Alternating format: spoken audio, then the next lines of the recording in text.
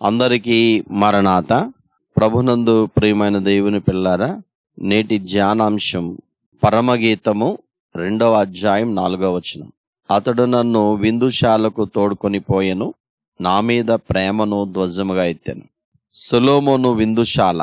షూలమితిని సొలొమోను తన విందుశాలకు తీసుకుని వెళ్ళాడు. ఆ విందుశాల యొక్క వివరణ మీతో పంచుకోవాలని ఆశిస్తున్నాను. సొలొమోను బంగారు భోజనం వల్ల సొలొమోను రాజు యొక్క రోజువారీ విందు ఏర్పాట్లు ఎలా జరిగేవంటే, మొదటి రాజుల గ్రంథం 4వ అధ్యాయం 22-23 వచనాలు. ఒక్కొక్క దినమునకు సొలొమోను భోజనపు సామాగ్రి ఎంత అనగా 600 తూముల సన్నపు గోధుమ పిండియు, 1200 తూముల ముతక పిండియు, క్రొవ్విన ఎడ్లు 10, విడి ఎడ్లు 20, 100 గొర్రెలను, ఇవియుగాక ఎర్రదుప్పులు, దుప్పులు, జింకలు, క్రొవ్విన బాతులు తేబడెను. మొదటి రాజుల గ్రంథం 10:1-9 వచనాలలో కూడా షాబాదేశపు రాణి సొలొమోను యొక్క రాజ్యములో జరుగుతున్న ఆయన సర్వ సంపదలను గూర్చియు, జ్ఞానమును గూర్చియు, ఐశ్వర్యమును గూర్చియు, అక్కడ ఆయన భోజన బల్ల యొద్ద జరుగుతున్న విందు ఏర్పాట్లు చూచి ఆమె ఆశ్చర్యపోయి సొలొమోను రాజును గురించి, ఆయన రాజుగా అభిషేకించిన దేవుని స్తుతిస్తూ చక్కగా ఆమె వివరించింది. ఆ సాక్ష్యాన్ని మనము 2వ దినవృత్తాంతములు 9వ అధ్యాయం 1-8 వచనాలలో మనం చూడగలం. బైబిల్లో అత్యంత స్పష్టంగా రాయబడింది. ఆయన రాజ్య వైభవాన్ని, సమృద్ధిని, అది దేవుని కృపకు ప్రతిరూపముగా ఎలా నిలిచిందో అధ్యాయములో వివరిస్తుంది. మొదటగా సొలొమోను రాజు ఆహార పదార్థముల యొక్క లెక్కలు. మొదటి రాజులు 4:22-23 వచనాల్లో వ్రాయబడింది. దాన్ని నేటి కొలతలలో, కేజీలలోనూ టన్నుల్లోనూ మనం వివరించినట్లయితే, అప్పట్లో కొలతలకు కోరులు కొలమానముగా పిలిచేవారు. హెబ్రీలో ఒక కోరు సుమారు 220 లీటర్లు లేదా 220 కిలోలు. గోధుమ పిండి లెక్కలు: సన్నని పిండి 30 కోరులు, కిలోలలో 6,600 కేజీలు. సాధారణ పిండి, ముతక పిండి 60 కోరులు, కిలోలలో 13,200 కేజీలు.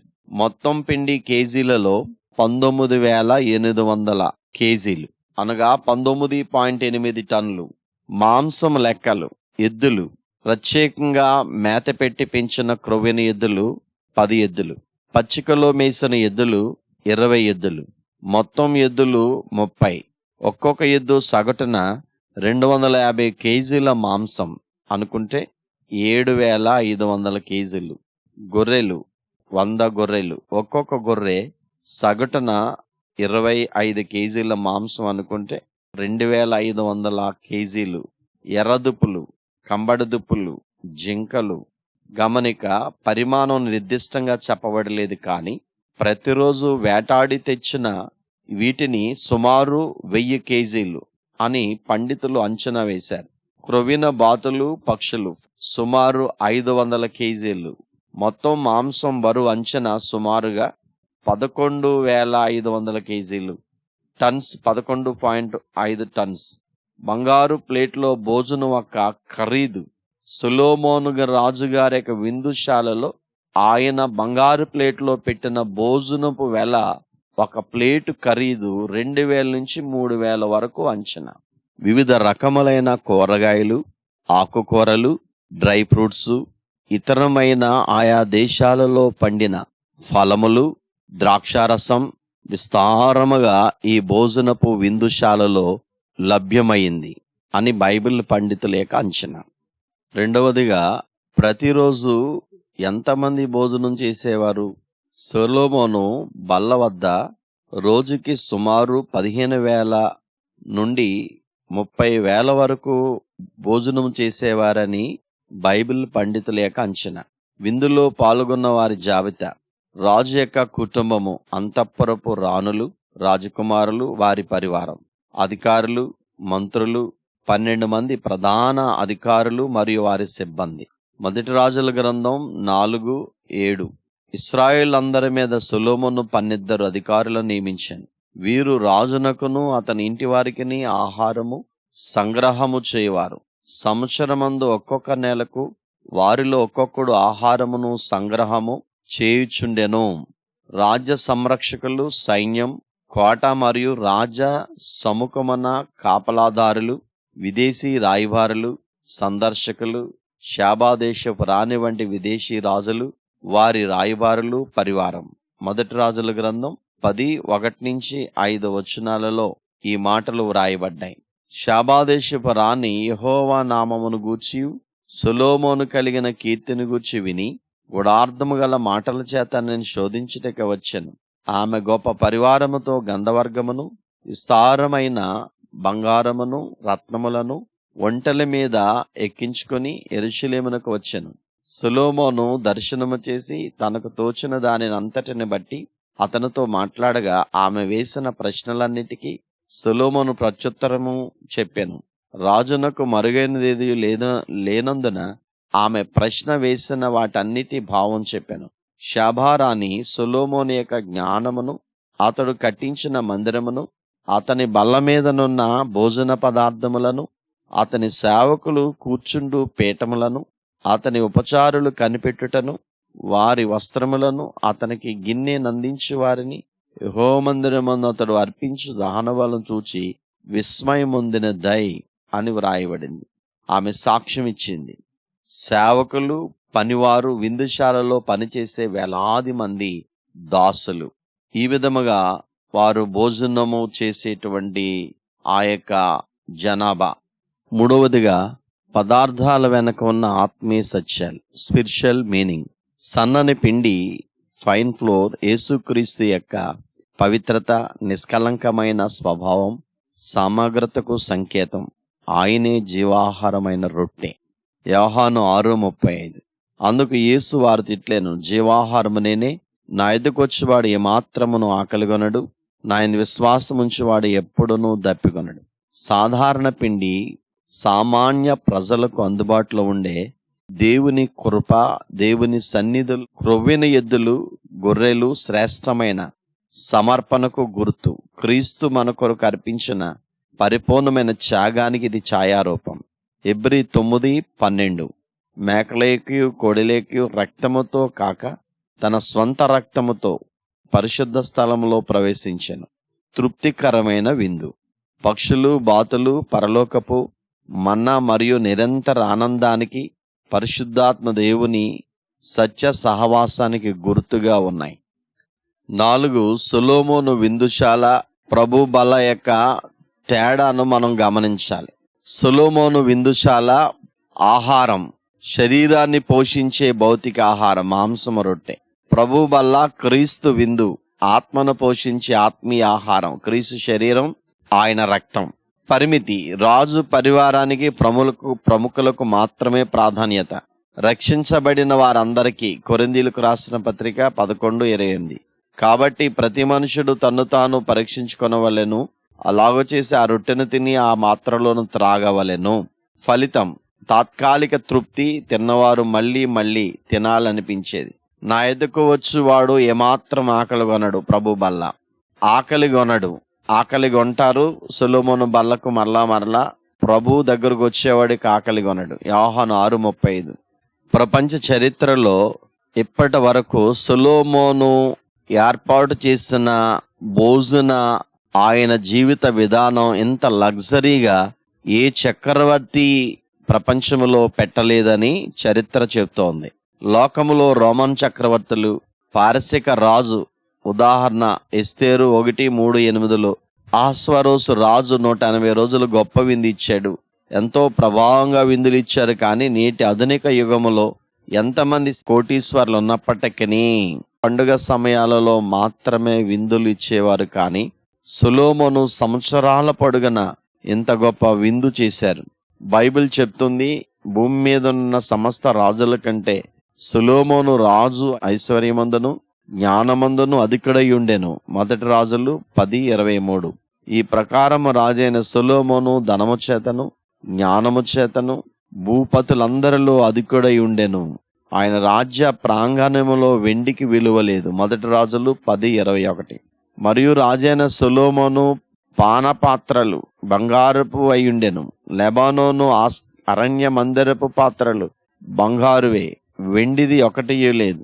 సొలొమోను దినములలో వెండి ఎన్నికకు రాలేదు. నేటికి సొలొమోను చేసిన రాజ్య పరిపాలనకు సాటి రాలేరు. ముగింపు, ఆత్మీయ ముగింపు. సొలొమోను విందుశాల ఎంత గొప్పదైనా ఎప్పటికీ అది లయమైపోయింది. కానీ ప్రభు బల్ల మరియు రాబోయే గొర్రెపిల్ల వివాహోత్సవపు విందు యుగ యుగములో నిలిచి ఉండే ఆత్మీయ ఆనందాన్ని ఇస్తుంది.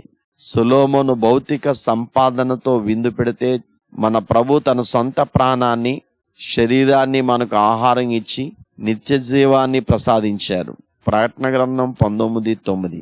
మరియు అతడు నాతో ఎలాగో చెప్పెను, గొర్రెపిల్ల పెండ్లి విందుకు పిలువబడిన వారు ధన్యులని వ్రాయుము. మరియు ఈ మాటలు దేవుని యథార్థమైన మాటలను నాతో చెప్పాను. నేటి కాలపు లెక్కల ప్రకారం సొలొమోను రాజు యొక్క భోజనపు విందు శాలలో ఉన్న విందు, ఒక రోజుకు భోజనం 30,000 మంది తింటారు.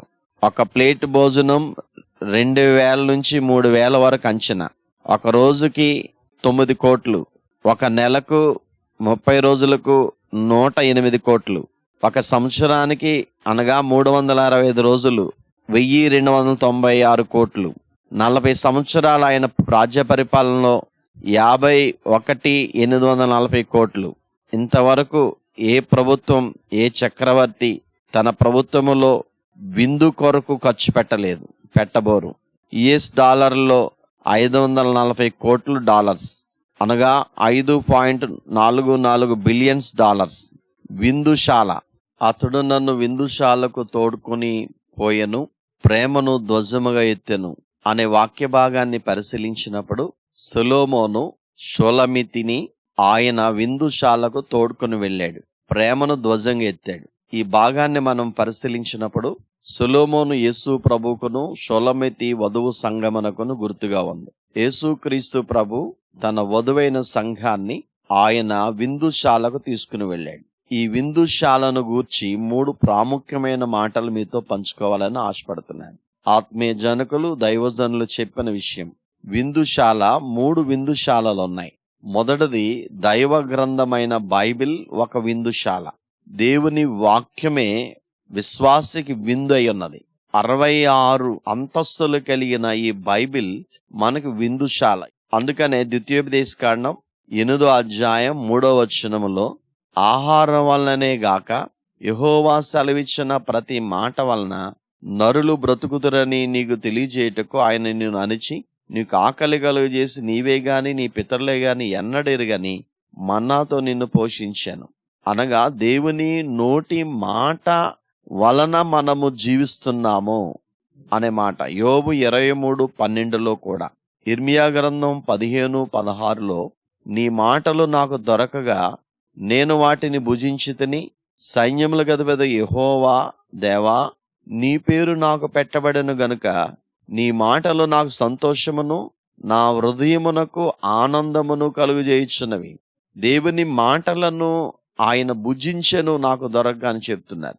మత్తయి సువార్త 4:4లో కూడా, అపవాది కొండ మీద ప్రభుని శోధించినప్పుడు మనుషుడు రొట్టె వలన మాత్రము కాదు గాని దేవుని నోట నోచు ప్రతి మాట వలన జీవించునని వ్రాయబడి ఉన్నదనని. కీర్తన 119:103లో భక్తుడైన దావీదు, నీ వాక్యములు నా జీవాకు ఎంతో మధురములు, అవి నా నోటికి తేనె కంటే తీపిగానున్నవి. పేతురు మొదటి పత్రిక 2:2-3 వచనాలలో అక్కడ కూడా నిర్మలమైన వాక్యమును పాల వలన రక్షణ విషయములో ఎదుగు నిమిత్తము ఆ పాలను అపేక్షించింది. వాక్యమే పాలతో పోల్చబడి చెప్పింది కాబట్టి వాక్యమే బలమైన ఆహారం. హెబ్రీ 5:14లో కూడా ఇక్కడ మనం బలమైన ఆహారం వారికే తగును అని వ్రాయబడింది. ఈ విందుశాలలో 66 అంతస్తులు కలవు. వీటి ఉద్దేశం మన ఆత్మీయ ఆకలి తీర్చుటకు వాక్య ఆహారము తినని ఎడల బలమాత్మకు లభించినట్లు అని దైవజనులు చక్కగా కీర్తనలో వ్రాశారు. కాబట్టి వాక్యాన్ని చదవండి, వాక్యాన్ని వినండి, వాక్యానుసారంగా బ్రతకండి. ఈ వాక్యపు బైబిల్ వాక్యం అనే విందుశాలలో ఉన్న ఆ శ్రేష్టమైన అనుభవాల్ని సంపాదించుకుని మీ ఆత్మలు బలముగా ప్రభు కొరకు సిద్ధపడదాం. రెండవదిగా, క్రైస్తవ సంఘమే ఒక విందుశాల. లూకాసు వార్త 10:30-37 వరకు అక్కడ మంచి సమరయుని కథలో ఆ యొక్క యెరూషలేము నుండి యెరికోకు వెళ్ళిపోయేటువంటి ఆ వ్యక్తి దొంగల బారిన పడి కొట్టబడి దారి ప్రక్కన పడవేయగా, మరి అక్కడ మంచి సమరయుడు రావడం, అతని గాయములలో ద్రాక్షారసం నూనె పోసి కట్లు కట్టి పూటకోళ్లవాని ఇంటికి తీసుకుని వెళ్ళాం.